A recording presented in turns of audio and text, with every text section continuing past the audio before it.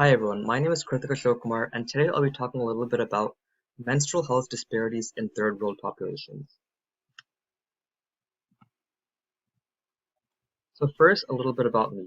So I'm currently a rising senior in East Brunswick, New Jersey, in the USA. I'm also the senior director of EYDB, or Efforts for Youth Development in Bangladesh, which is an international nonprofit.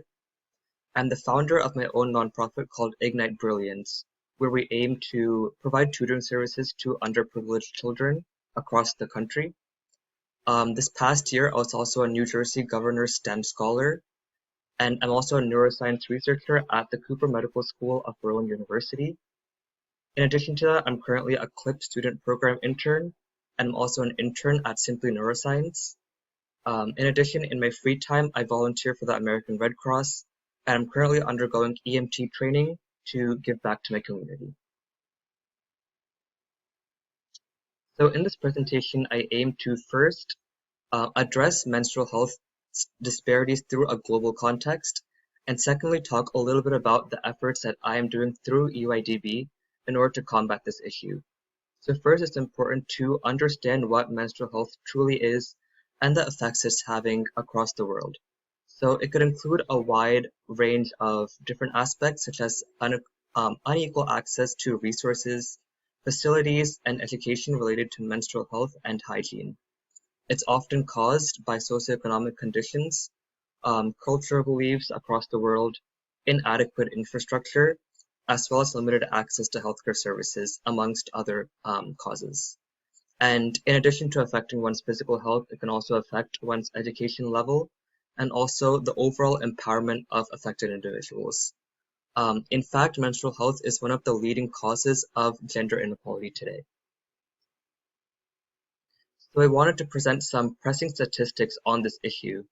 And as you can see, in low-income countries, 2 out of every 3 girls cannot afford menstrual health hygiene products.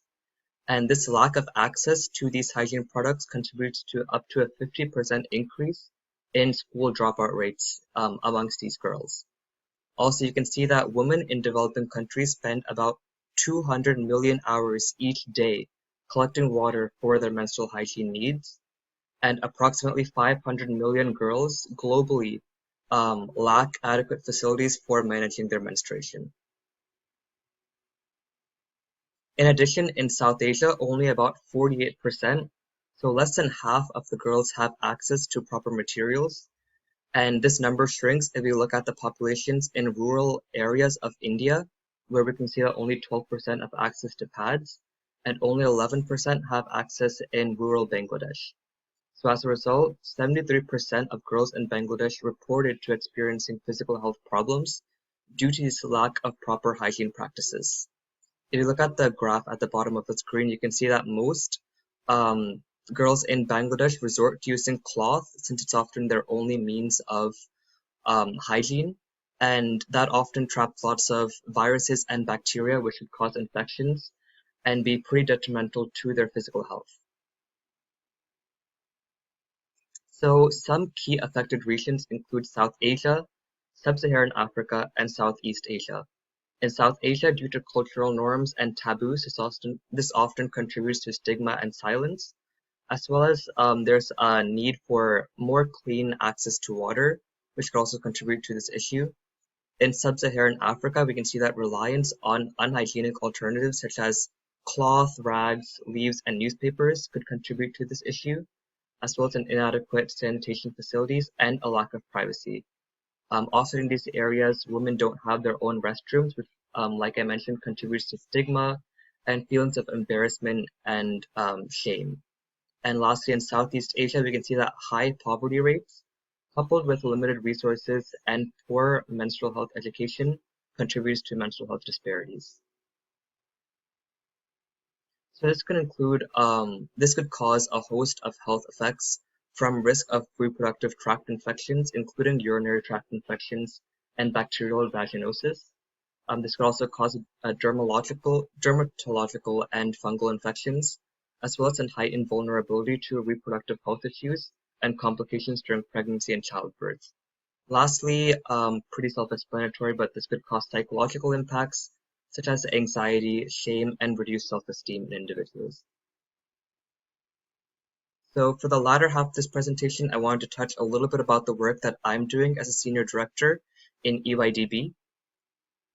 Our nonprofit is aimed on it's focused on reducing menstrual health stigma and improving mental health in Bangladesh. We're currently targeting a rural village called Khulna, and we're partnered with a grassroots initiative called Project We for support throughout this process. So for funding, we need about $10,000, and we've applied to various grants in order to accumulate this money. And we've currently garnered the support of major organizations such as BRAC, Obama Foundation's Girls Opportunity Alliance, as well as the City Foundation. And we have 400 plus volunteers worldwide. So our main efforts are targeted towards teaching women how to sew menstrual hygiene kits, and proceeds from this process are invested into building a school system in order to educate students on menstrual health. In the long run, we hope that this process could be self-sustainable so that any proceeds from the sewing enterprise could be funneled into the school system. And our main goal through this initiative is to help reduce the gender equality by providing women with financial freedom through our sewing enterprise, and also encouraging young girls to stay in school through our school system and through proper menstrual hygiene education. Thank you so much for listening, and if you have any questions or want to contact me, feel free to use any of the following networks.